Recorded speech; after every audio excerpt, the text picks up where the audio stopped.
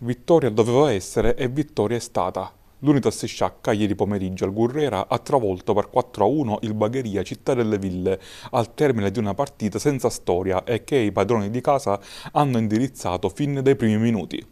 Dopo 15 minuti lo Sciacca era in vantaggio già per 3-0 e quindi per il resto del match non ha fatto altro che gestire il vantaggio conquistato meritatamente. Le prime tre reti saccensi sono state segnate da Caternicchia, autore di una doppietta, e da Mangiaracina. Al termine della prima frazione di gioco, dopo una disattenzione difensiva, gli ospiti hanno accorciato le distanze con Funtarà-Caldierar. Nel secondo tempo, dopo una decina di minuti, è stato il nuovo entrato Chinnici a chiudere i giochi e completare lo score. 3 punti che permettono ad Unitas Sciacca di tornare in posizione playoff con 42 punti. In testa alla classifica resta sempre il Licata che ieri ha vinto lo scontro diretto contro il Marsala in trasferta per 0-1.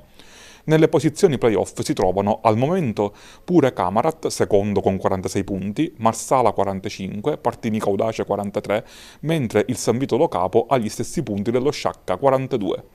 Una lotta quindi tra tante squadre che andrà avanti sicuramente anche nei prossimi turni di campionato.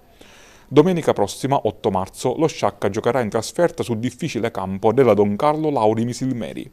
Quando mancano 6 turni alla conclusione del torneo di eccellenza, il Licata è sempre più involato verso il salto di categoria in Serie D dopo un solo anno di purgatorio, mentre per i playoff i giochi sono apertissimi e la squadra del tecnico Totò Brucculeri ha tutte le carte in regola per poter agganciare e disputare gli spareggi promozione. Il giudice sportivo infine dovrà decidere circa la partita di domenica scorsa tra Licata e San Vito Lo Capo, sospesa al termine del primo tempo a causa di presunti scontri dentro gli spogliatoi. Le due squadre dunque al momento risultano essere con una partita in meno.